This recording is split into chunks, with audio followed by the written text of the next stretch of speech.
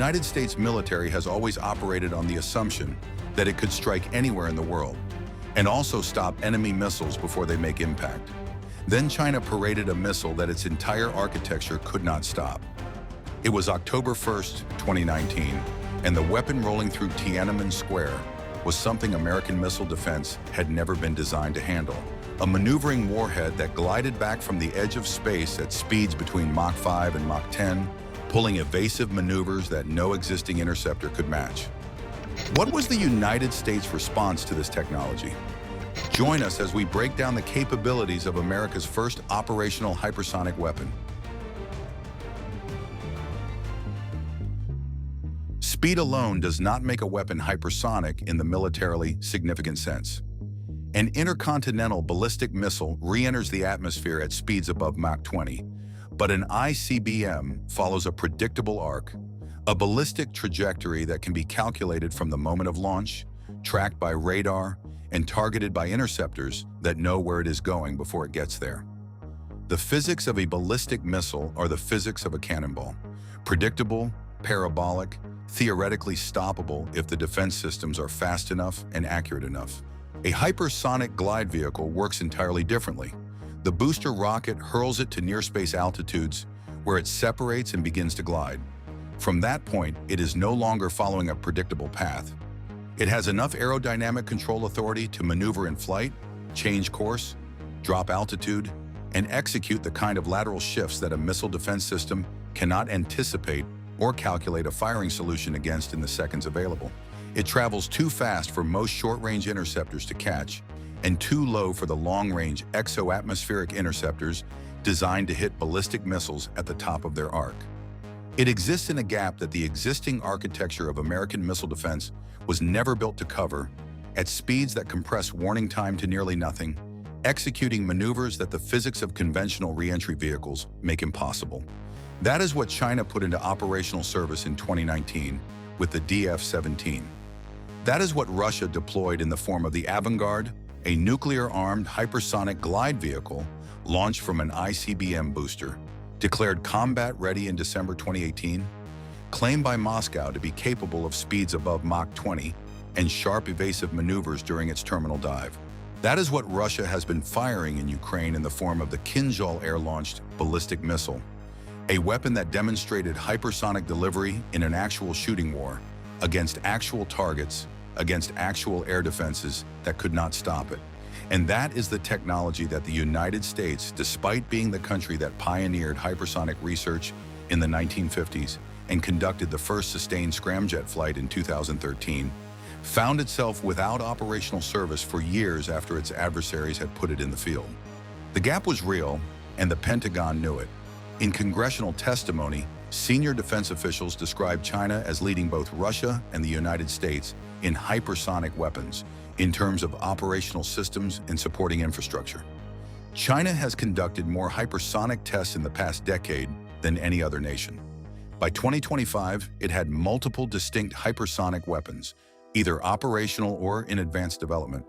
The DF-17 with its glide vehicle, the longer-range DF-27 capable of reaching Hawaii, the YJ-21 ship-launched hypersonic anti-ship missile designed to strike carrier strike groups, and a fractional orbital bombardment system, a weapon that circles the globe before releasing a hypersonic glide vehicle, approaching its target from the south, from a vector that American early warning systems were never designed to monitor.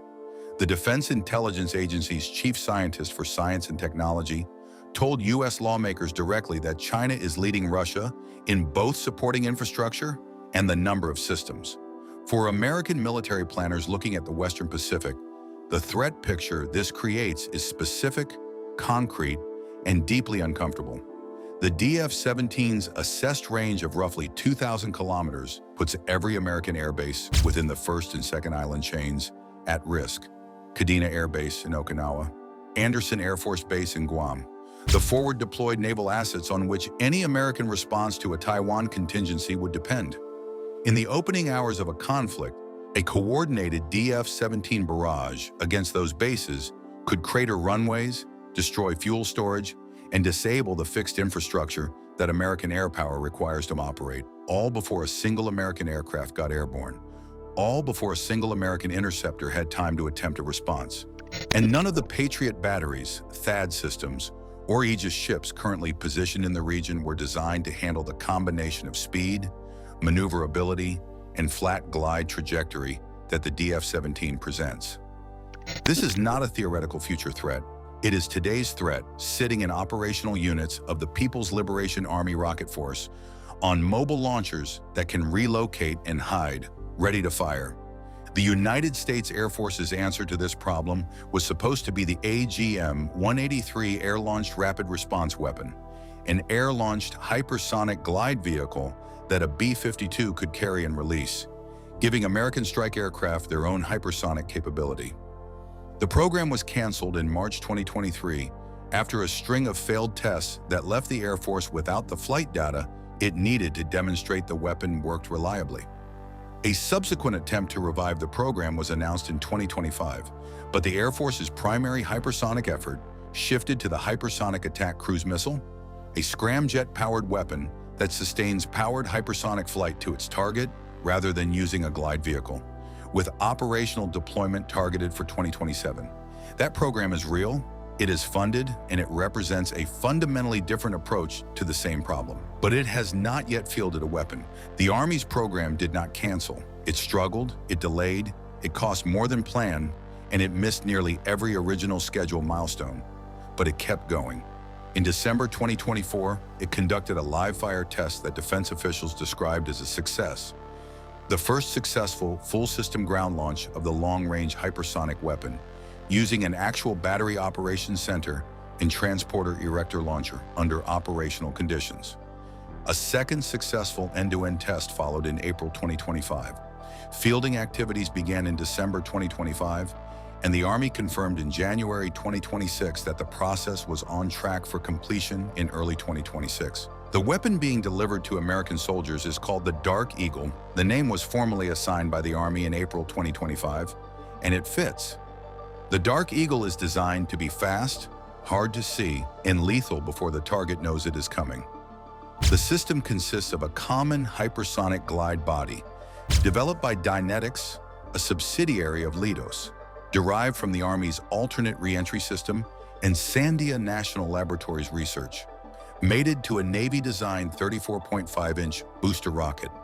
Together, the booster and glide body form what the Army and Navy call the all-up round plus canister, the complete package weapon ready for deployment.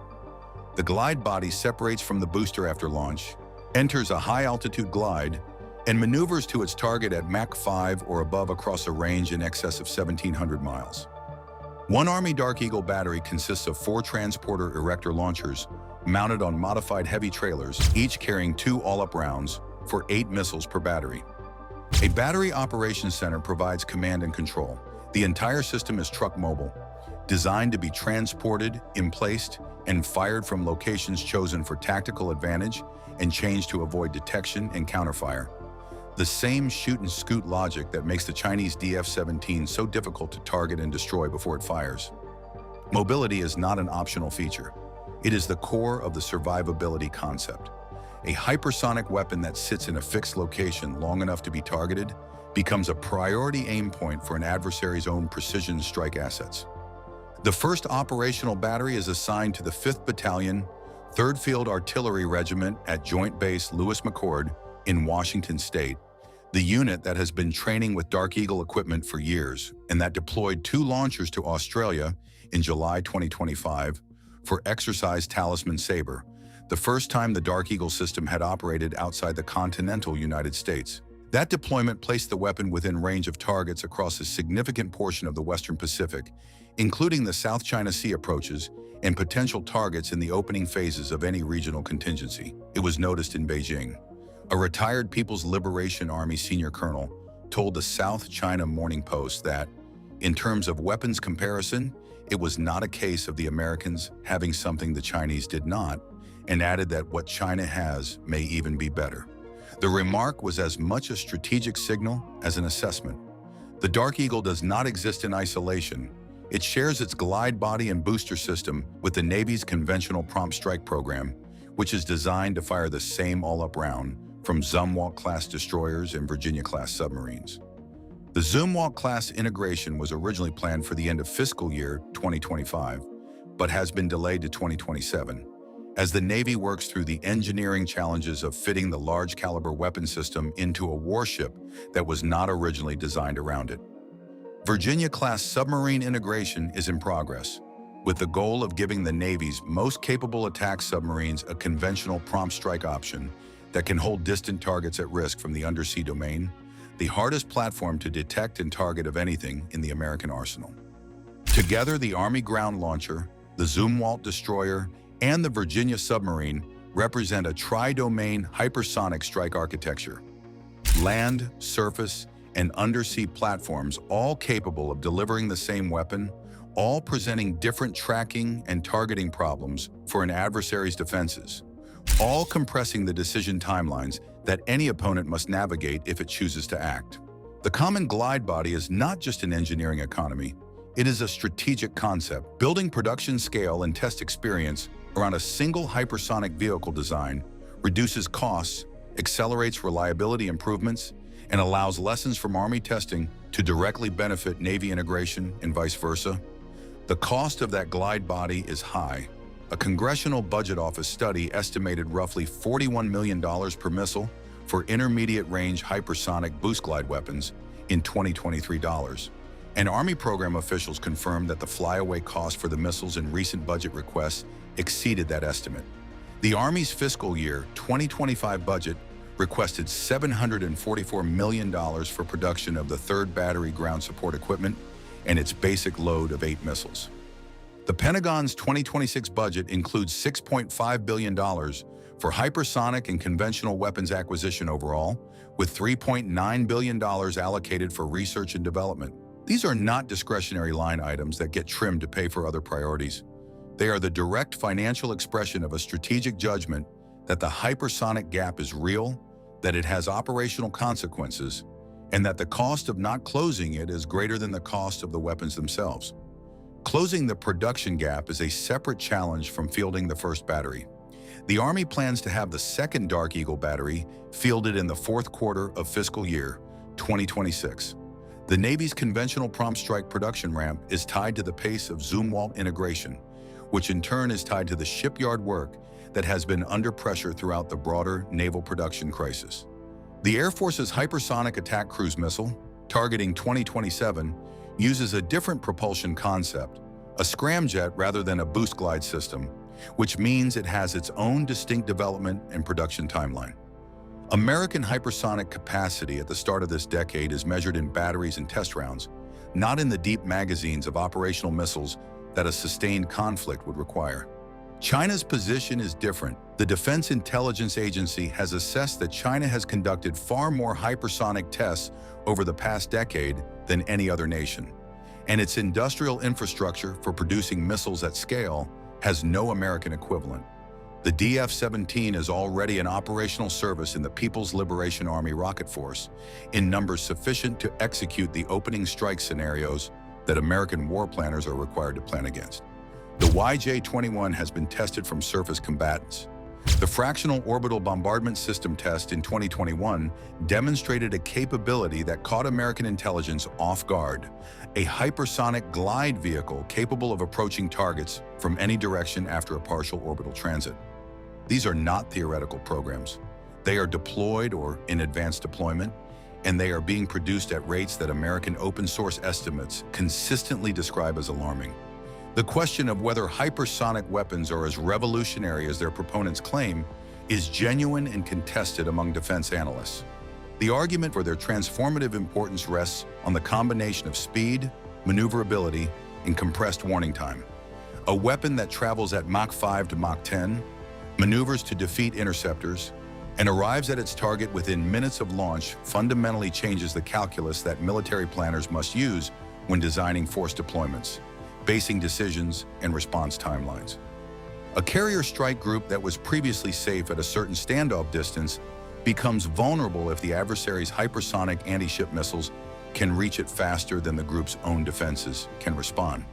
A forward air base that absorbed the cost of extensive hardening against conventional attack becomes a different kind of risk if an adversary can strike it with a weapon that its defenses cannot reliably intercept.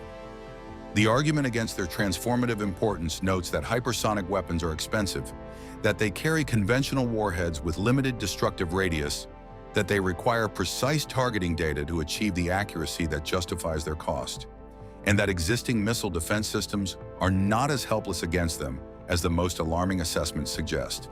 The Glide Phase Interceptor, a sea-based system co-developed by the United States and Japan, is designed to engage hypersonic glide vehicles during the mid-course phase, when they are still maneuvering but before terminal approach. Congress has directed initial operational capability by 2029, though current program timelines still project 2035.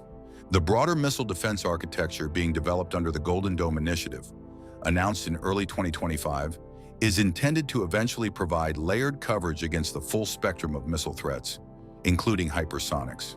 None of those defenses exists in deployable form today. The Glide Phase Interceptor is years away. The Golden Dome is a program outline, not a fielded system.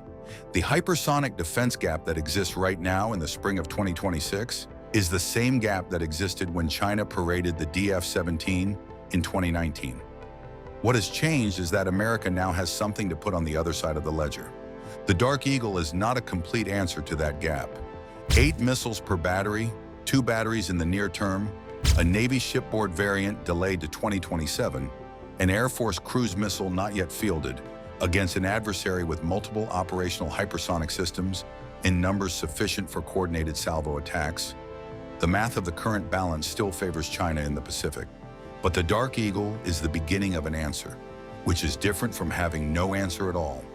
It is the first time the United States Army has been able to tell a regional commander, here is a weapon that can reach targets you previously could not reach without aircraft, that will arrive before the target has time to react, that no currently deployed adversary defense system is reliably designed to stop.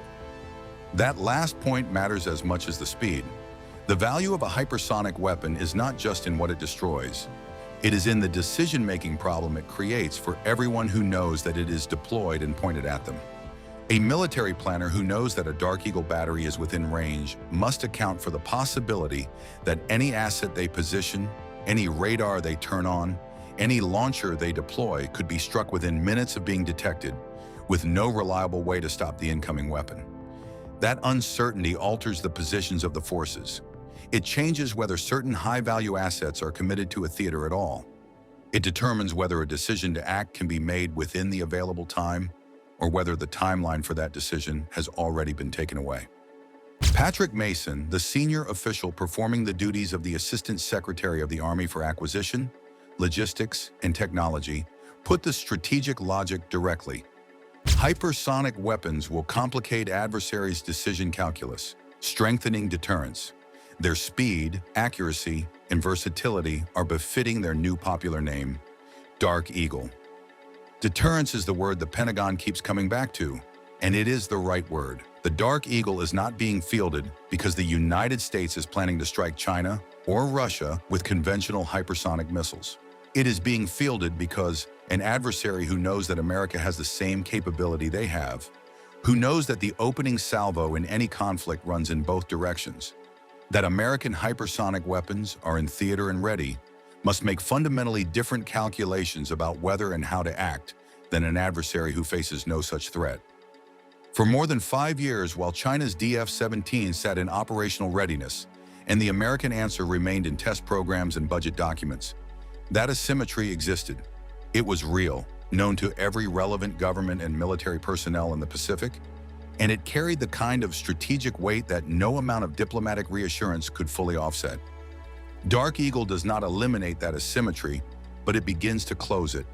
And in the mathematics of deterrence, beginning to close a gap matters because a weapon finally in the field is fundamentally different from a program still being tested. The United States just crossed that line, and now the question is how fast it can build on it. Thanks for watching. Before you go, click the link on your screen to check out another one of our videos. See you there.